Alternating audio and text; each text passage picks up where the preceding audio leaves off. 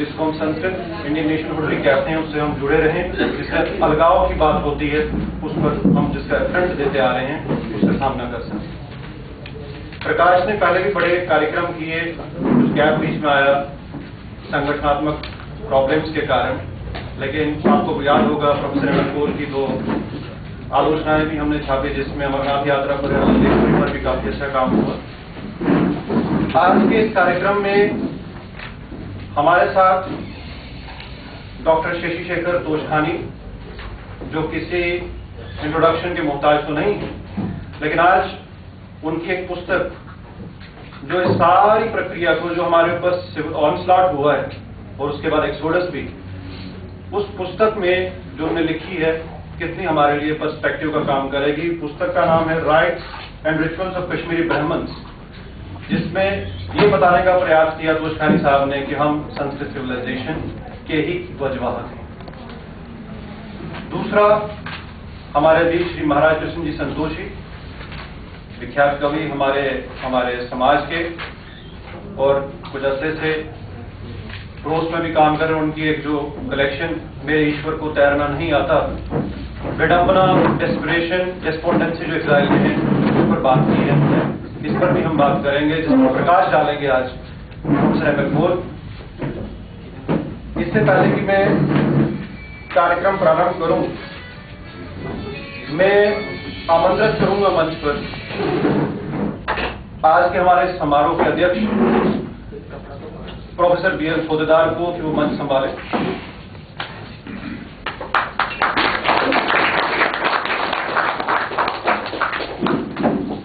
उसके बाद मैं निवेदन करूंगा डॉक्टर शशि शेखर तोषखानी जी से कि वो मंच पर आए।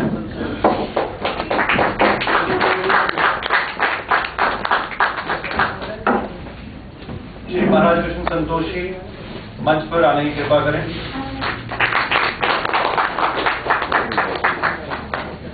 प्रोफेसर मोहनलाल जी कोल,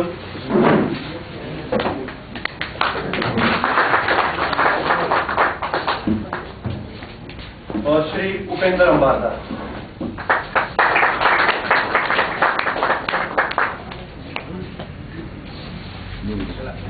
आगे का कार्यक्रम सुचारू रूप से चलाने के लिए मैं आमंत्रित करता हूं मंच पर आज के इस सभा के अध्यक्ष प्रोफेसर BL फौदेदार साहब।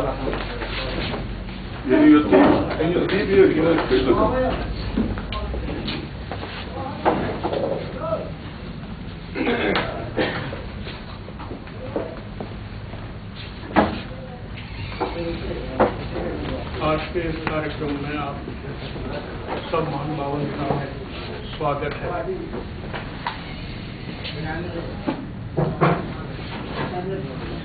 मैं कुछ लंबा चौड़ा नहीं कहना चाहता, बात पर आ जाना चाहता हूँ।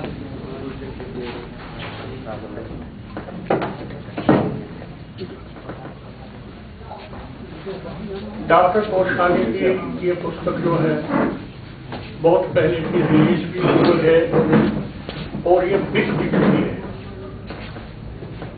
और जिन्होंने इस किताब को पढ़ा है, स्कॉलर्स ने और शोधकर्ताओं ने, उन्होंने इस पुस्तक की बहुत सराहना की है। कश्मीरी पंडितों के राइट्स एंड रिचुअल्स के बारे में जो कुछ डॉक्टर साहब ने लिखा है वह एक लंबे शोध के बाद लिखा गया है, जिसमें इन्होंने अपने जो हमारे राइट्स एंड रिचुअल्स हैं केवल उनकी व्याख्या नहीं की है, उनकी एक सूची नहीं बनाई है, परंतु उन्होंने एक सिविलाइजेशनल कंटिन्यूटी के कंटेक्स्ट में इसको रखा है, परखा है, समझा है। उसके साथ एक नई सोच जो प्लेस एंड पीपल कॉन्शियसनेस की बात है वह इसमें आई है कि ये आइडेंटिटी एक जनसमूह की और उस धरती की जिससे वह लोग जुड़े हुए होते हैं, उनके राइट्स और रिचुअल्स कैसे उनको डिपिक्ट करते हैं।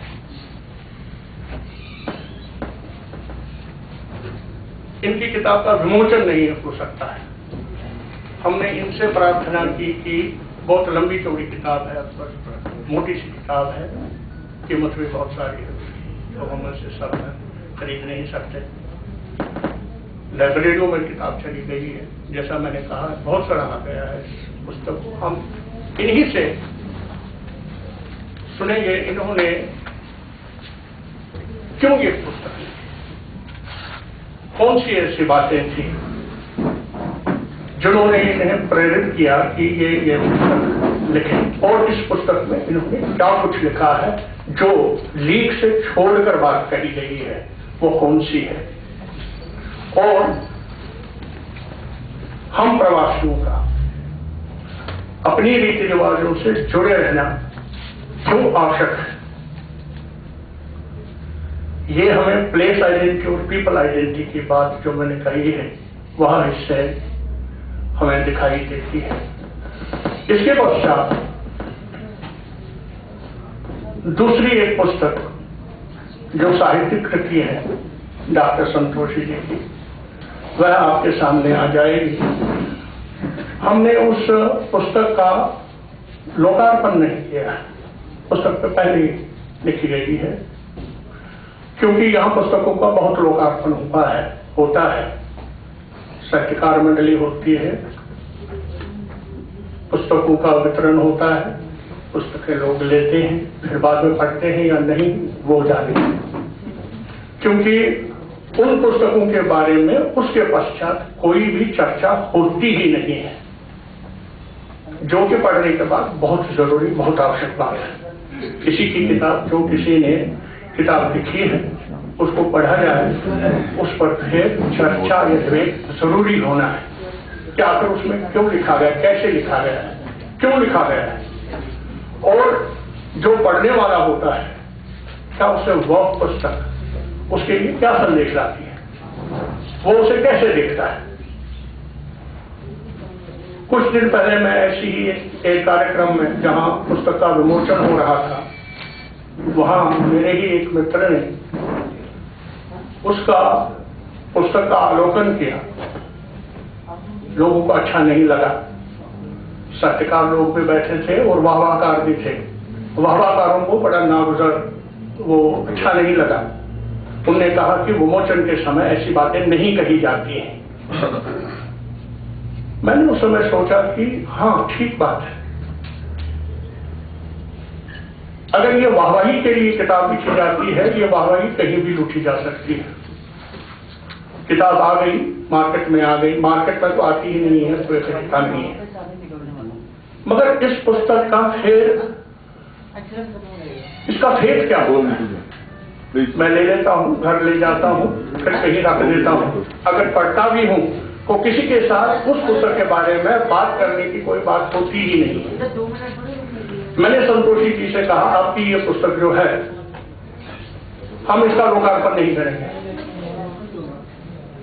इसका साहित्यिक कोई आंकलन करेंगे, कोई इसको पढ़ेगा, इसे समझने की कोशिश करेगा।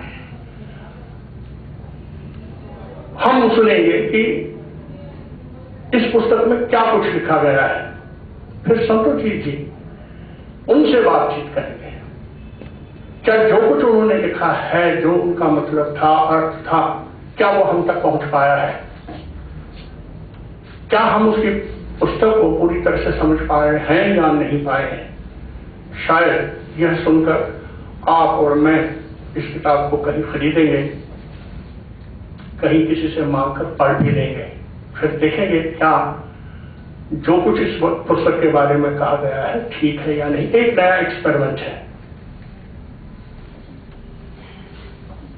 मैं डॉक्टर शिष्यकर जी से अनुरोध करूंगा, वह अपना ये जो इंट्रोडक्टरी आर्टिकल अपनी ही पुस्तक पर है।